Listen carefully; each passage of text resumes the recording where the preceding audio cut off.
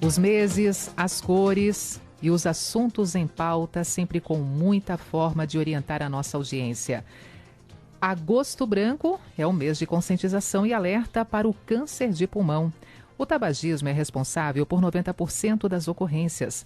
O câncer de pulmão é um dos tumores com a maior taxa de mortalidade. E no Brasil, principal causa de óbito pela doença entre homens e a segunda entre as mulheres. O câncer de pulmão é normalmente diagnosticado em estágios avançados, já que os sintomas iniciais da doença não são muito claros. No Brasil, esse câncer é o segundo mais incidente nos homens e o quarto mais incidente nas mulheres. E para falar sobre esse assunto, eu converso agora com o Dr. Bruno Rafael Ramos, ele que é oncologista clínico. Dr. Bruno, muito bom dia. Denise, tudo bem? Muito obrigado aí pela oportunidade de conversar. Doutor, e que importante colocar esse assunto em pauta, trazer esses números, essa realidade, esse fato em si, essa doença que infelizmente ainda mata e que as pessoas precisam se conscientizar mais do que isso, realmente cuidar da saúde, né, doutora? Exatamente. Não é um fato tão conhecido, mas como você mesmo comentou, né, o câncer de pulmão, ele na oncologia é considerado um dos grandes 4, né? Então o câncer de mama, próstata, o câncer de intestino e o câncer de pulmão são os que a gente mais acaba vendo na nossa prática diária, né? Então, com certeza vale ter um mês para conscientização desse tumor, né? Doutor, quais as complicações ou como surge o câncer de pulmão? Quais as respostas para o surgimento dessa complicação? Certo. O câncer de pulmão, né, de uma maneira muito semelhante aos outros tipos de tumor, ele acaba surgindo como se fosse uma sementinha, né? A gente tem que imaginar que todas as células do corpo, né, elas nascem microscópicas, sementinhas, e é como se a gente tivesse uma plantação de trigo e o câncer de pulmão é um joio ali no meio, né? Então, se a gente não retira ele logo quando ele está pequenininho, ele vai crescendo e ele acaba poluindo e machucando o restante da plantação, né? Então, ele cresce, ele nasce muito pequenininho e ele vai crescendo, né, de uma maneira silenciosa até que ele comece, né, geralmente e infelizmente na maior parte das vezes, a dar sintomas só quando ele já está muito avançado, né? Doutor Bruno, e essa colocação feita na abertura da entrevista, que o tabagismo sendo responsável por 90% das ocorrências, o cigarro ligado diretamente a esse número tão considerável de casos relacionados ao câncer de pulmão também chama a atenção, né? Sim, com certeza, né? Antes de o tabagismo virar um hábito disseminado, né, principalmente no início do século passado, o câncer de pulmão era uma doença muito rara, né? Então ele era o 12º câncer em questão de incidência. E daí, com o surgimento, né, da industrialização, com as duas grandes guerras, o tabagismo foi aumentando, né? E a gente viu um aumento vertiginoso dos casos de câncer de pulmão, sendo que mundialmente, em alguns países, ele já é o primeiro câncer em incidência, né? Então é uma relação direta e irrevogável entre cigarro e câncer de pulmão. Quando falamos do tabagismo, doutor, o comércio, né, o mercado também evoluiu. Hoje temos diferentes formas de apresentar esse cigarro, por exemplo, até que mesmo o próprio cigarro eletrônico. E outra forma que virou modismo, principalmente entre os jovens, tem a ver com a narguilé, a xixa. Essa relação também ali da substância, da fumaça, da composição presente naquele momento ali junto à xixa, doutor, também tem relação e preocupação quando falamos aqui nesse momento do câncer de pulmão? Sim. Como o câncer ele demora alguns anos para surgir, né, depois, digamos, do fato agressor, os dados que nós temos hoje, eles ainda não são 100% tão concretos quanto os dados em relação à xixa, né, em relação ao tabagismo, tá? Mas a gente sabe que a quantidade, né, de poluentes que passam, né, para a microcirculação e para os alvéolos pulmonares, eles são eventualmente até maiores com o narguilé ou com a xixa do que com o cigarro habitual, né? Então, seja pelo dano químico, né, da substância que acaba passando e chegando na circulação pulmonar, ou pelo próprio dano térmico, né, da temperatura, não é um hábito saudável, né? Para a questão de saúde, é um hábito que só traz danos, né? Não tem nenhuma positividade nesse hábito, tanto do tabagismo quanto do narguilé ou da xixa. Então, como não temos ainda nessa questão do narguilé, da xixa, ainda tantas evidências, tanta relação, né, com o hábito ali no momento e a própria relação com o câncer de pulmão, muitos jovens acreditam que com eles não vai acontecer ou não acontece, é somente com quem realmente utiliza aqui o cigarro no dia a dia, e com eles isso não acontece, é descartado. E muito pelo contrário, então vale essa conscientização, esse pedido, né, doutor, que realmente manerem, bom se fosse que não utilizassem mais, ou que pelo menos manerassem nessa relação com esse modismo, com o narguilé, com a xixa, né? Exato.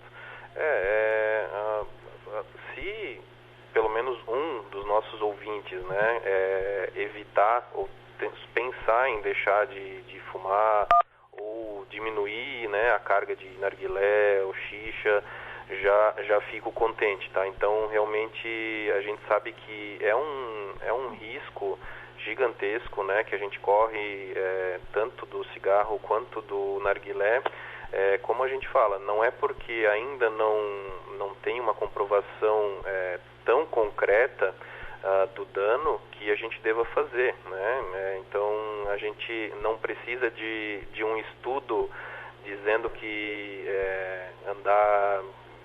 dirigir sem cinto é perigoso para usar o cinto, né?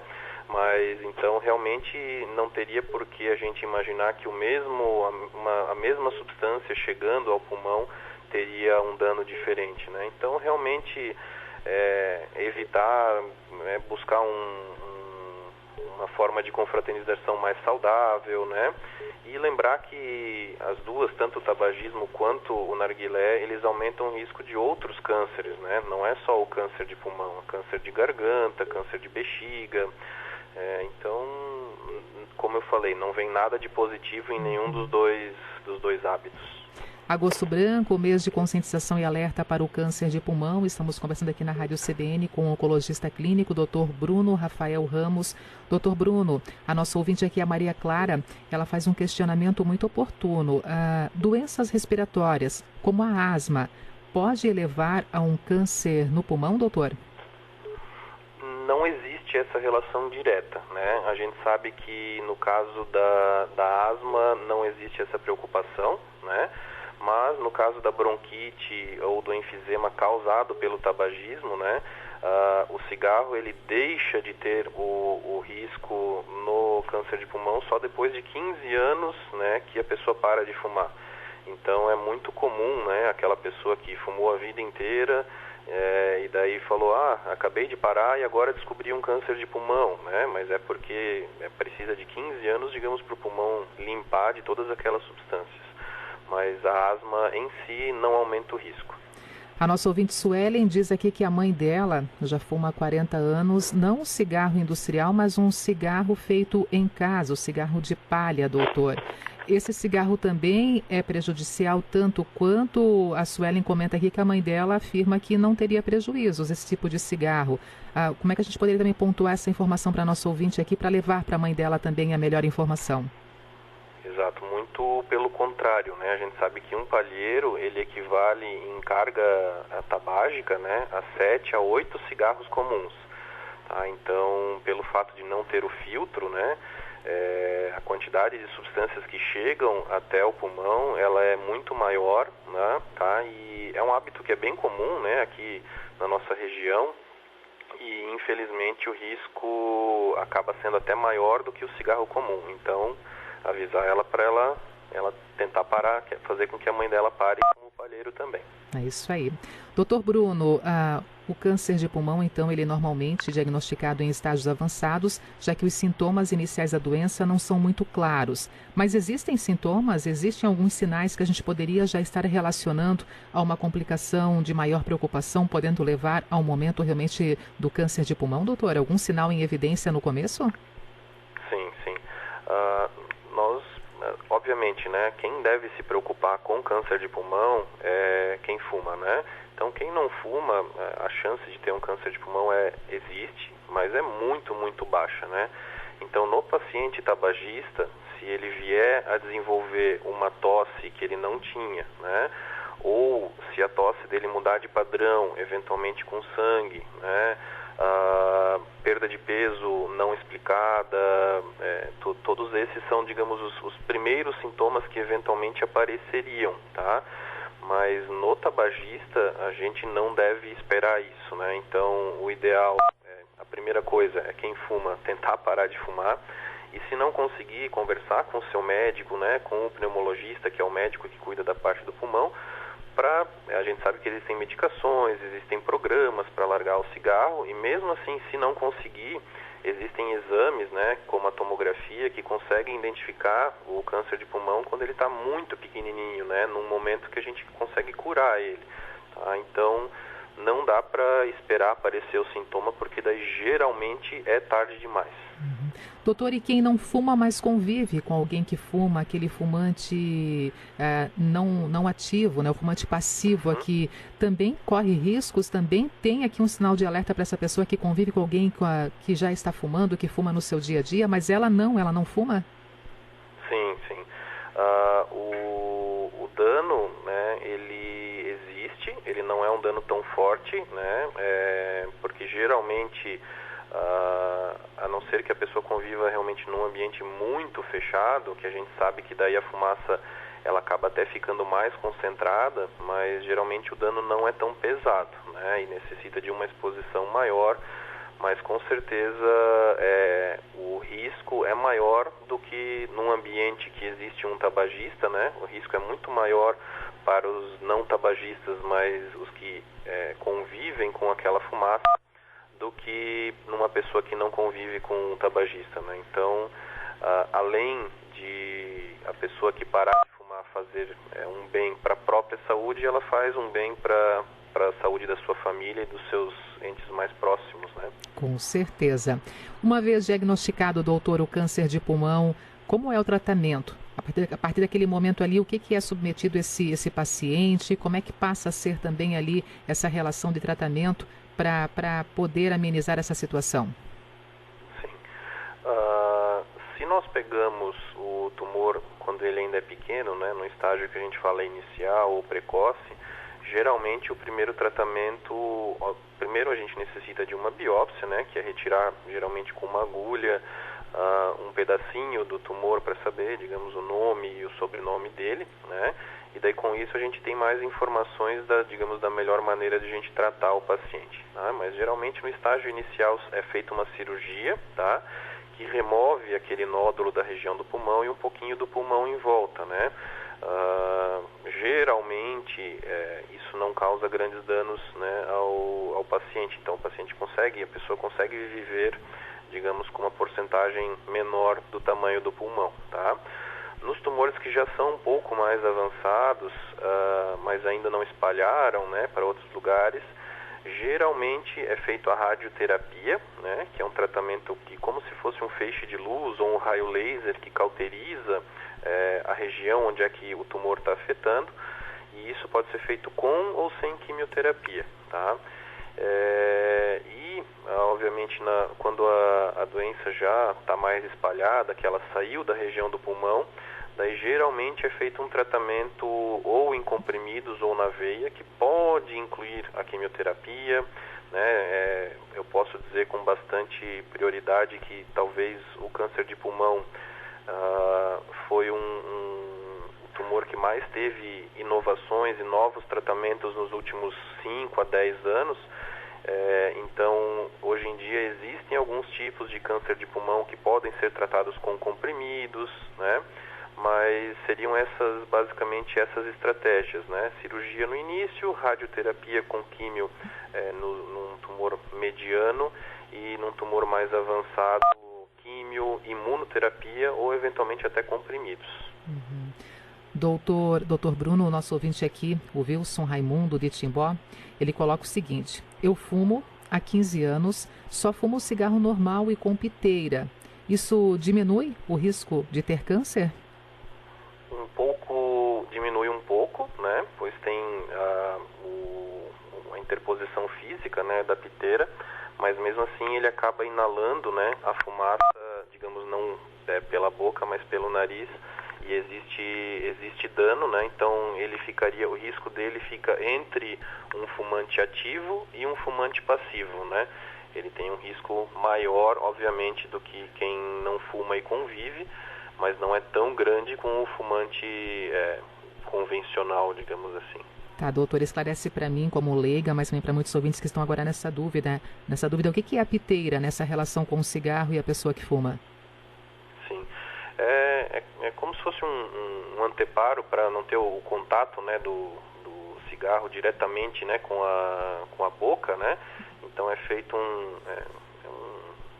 como se fosse um anteparozinho, onde é que não existe o contato específico do cigarro com a mucosa do lábio, né? E teoricamente isso foi elaborado para não diminuir o câncer de lábio, né? Porque acabava tendo queimaduras na região dos lábios e a piteira teoricamente evitaria esse dano ali no local, né? Então evita o dano, a lesão pela queimadura, né, na região do lábio, mas o dano químico, né, que é um dos mais graves, ela acaba não evitando tanto, né?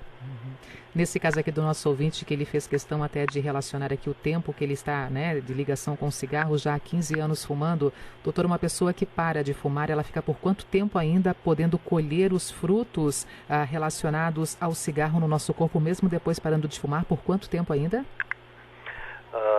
Em questão específica do câncer de pulmão, esse risco ele vai progressivamente diminuindo, né? Então, no dia que você parou de fumar, no próximo dia o seu risco já diminui uma porcentagem, né, em relação, só que ele volta a ser, digamos, 0, 15 anos depois, né? Então, a pessoa parou de fumar hoje, por 15 anos ela tem que cuidar e relatar pro médico dela que ela é ex-tabagista, né? Mas nós sabemos que 20 segundos depois que a pessoa para de fumar, existem inúmeros outros benefícios, né?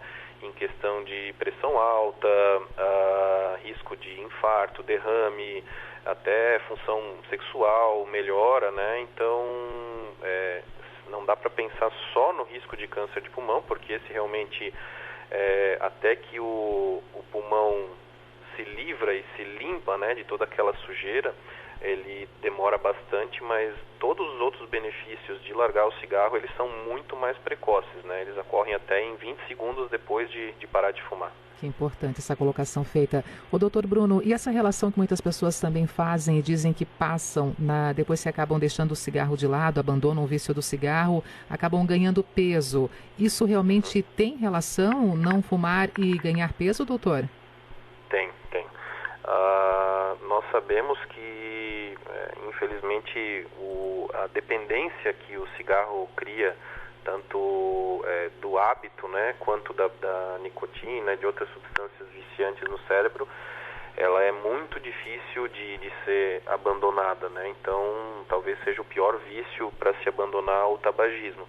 E muitas vezes a pessoa acaba tendo que trocar aquele hábito por algum outro, né? E, infelizmente, né, na maior parte das vezes, o outro vício acaba sendo a comida, né? E muitas vezes comidas não saudáveis, e acontece com bastante frequência o ganho de peso nos pacientes que param de fumar, né? Já tivemos estudos, né, do que seria mais danoso, seguir fumando e ficar magro, ou parar de fumar e engordar um pouco, e é melhor ganhar um pouco de peso parando de fumar, né, do que seguir fumando, né? Mas existem medicamentos e existem, né, como eu falei, programas que justamente já sabendo, né, dessa tendência ao ganho de peso, já fazem com que facilite com que a pessoa largue, né, o vício do tabagismo e não acabe buscando outros vícios, né, como álcool eventualmente, que seria um vício muito pior, mas, por exemplo, como a comida, né? Então, para a pessoa parar de fumar, realmente tem que ter muita força de vontade, né? A gente da área da saúde sabe o quanto realmente isso é difícil, mas existe medicação, existe terapia, né? Então, a chance de a pessoa conseguir parar de fumar e não ganhar peso, né, e que essa mudança de estilo de vida seja de uma maneira mais tranquila possível, ela é maior se a pessoa, tiver vontade, 2, procurar um médico e eventualmente fazer algum tratamento, e 3, buscar um grupo ou um psicólogo para que tenha essa ajuda, né? Então, com esse tripé, fica muito mais fácil de largar o cigarro e não ganhar os quilinhos, né? Não trocar um problema pelo outro, né? Verdade. Para fechar essa entrevista, doutor, o seu recado final para a gente poder também pontuar aqui mais uma vez esse mês que estamos enaltecendo, Agosto Branco, o mês de conscientização e alerta para o câncer de pulmão. O que ficou faltando dessa conversa aqui para o senhor também direcionar para a nossa audiência? Olha, eu acho que foi uma conversa extremamente completa, né? Acho que conseguimos passar bastante informação, mas, novamente, né? Se de toda essa nossa conversa, né? O ouvinte, quem está acompanhando, conseguir captar o quanto o cigarro faz mal para a saúde, né? E perceber que o câncer de pulmão é só um dos problemas que o cigarro causa, né? Eu acho que o nosso objetivo já foi cumprido.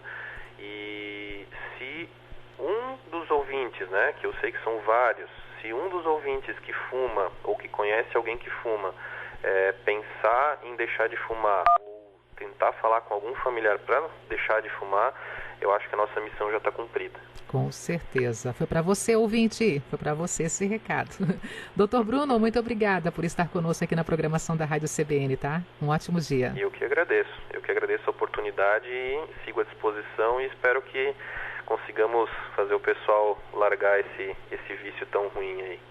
Dr. Bruno Rafael Ramos, médico, oncologista clínico, conosco aqui então trazendo um pouquinho mais, né, sobre esse mês de conscientização e alerta para o câncer de pulmão. Estamos no Agosto Branco. Como já colocamos aqui, essa grande relação realmente do câncer de pulmão com o tabagismo, que é responsável por 90% das ocorrências.